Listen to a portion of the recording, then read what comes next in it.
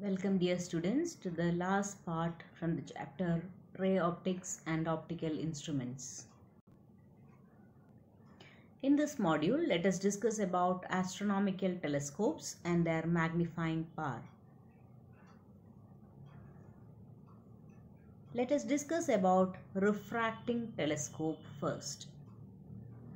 An astronomical telescope is an instrument used to see heavenly objects like stars, planets, etc. The image of such a distant object formed by the telescope subtends a large visual angle at the eye so that the image appears quite large to the eye. The magnifying power of a telescope is given by m is equivalent to minus FO by FE into 1 plus FE by D if the final image is formed at the least distance of distinct vision.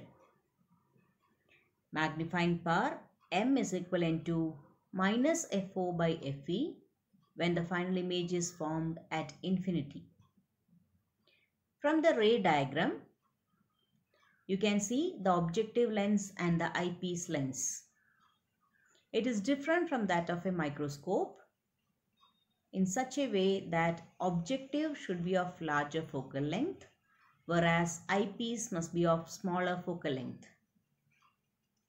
Here, since the rays are coming from a distant object, they are to be drawn as parallel rays, and after passing through the objective, it forms an image A', B', which is at the focal length of the eyepiece. The final image will be formed by the eyepiece at a faraway distance. Here, FO represents focal length of the objective and FE represents the focal length of the eyepiece. The length of the entire tube will be equivalent to FO plus FE, which is known as tube length.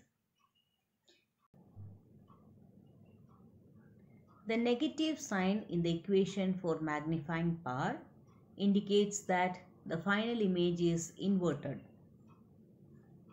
Comparing the equations for magnifying powers, which are formed at the least distance of distinct vision and at infinity, we can see that the magnifying power of the telescope is greater when the final image is formed at the least distance of distinct vision than when the final image is formed at infinity. Now let us discuss about angular magnification or magnifying power of a telescope. It is defined as the ratio of angle beta subtended at the eye by the final image formed at the least distance of distinct vision to the angle alpha subtended at the eye by the object lying at infinity when seen directly.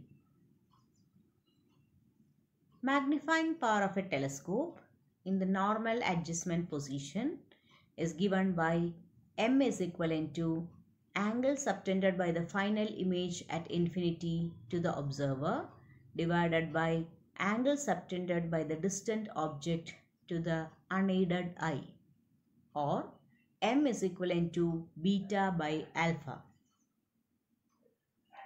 It can also be shown that if both angles are less than 10 degree, then magnification m is equivalent to, or magnifying power m is equivalent to focal length of the objective divided by focal length of the eyepiece, or magnifying power m is equivalent to FO divided by FE. Now let us discuss about reflecting telescopes. In this type of telescope, we utilize the property of reflection of light. Reflection is nothing but the bouncing back of light as it encounters a smooth surface. Reflecting telescopes are also known as Cassegrain telescope. The Cassegrain telescope is an astronomical reflecting telescope in which the light is incident on a large concave paraboloid mirror and reflected into a smaller convex hyperboloid mirror.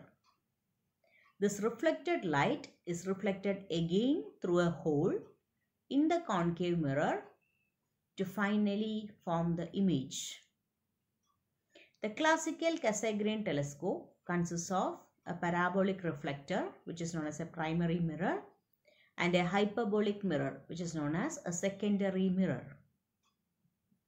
The parabolic shape of the mirror helps in gathering light, similar to the way that a refractor gathers light using an objective lens. The hyperbolic secondary mirror reflects light such that it is focused onto a hole in the primary mirror. The eyepiece and the other instruments are located behind the telescope. The folded optical path in this telescope makes it compact and portable. This is the diagram of a Cassegrain telescope. Here you can see the objective mirror, which is a concave mirror.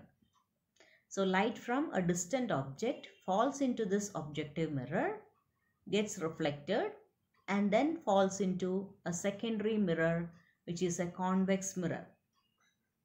After reflection from the convex mirror, it is focused onto a point on the eyepiece.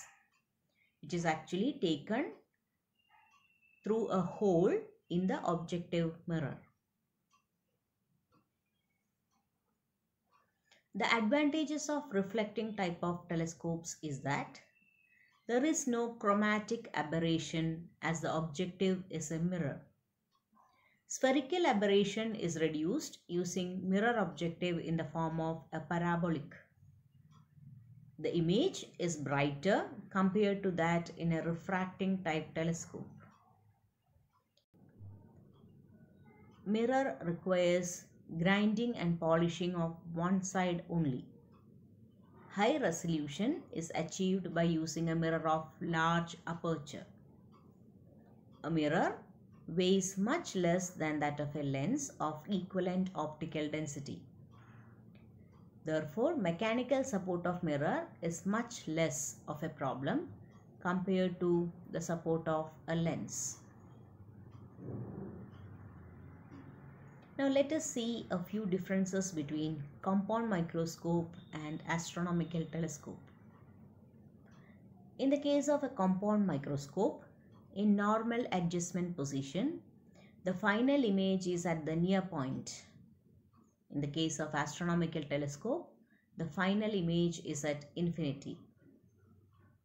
In compound microscope, the objective lens has a short focal length. But in the case of astronomical telescope, the objective has a large focal length. In compound microscope, the object is near, that is, it is used to view near and small objects, whereas in astronomical telescope, the object is at infinity, which is used to see distant objects. In compound microscope, the distance between the objective lens and the eyepiece is greater than FO plus FE. While in astronomical telescope, the distance between objective and the eyepiece is FO plus FE.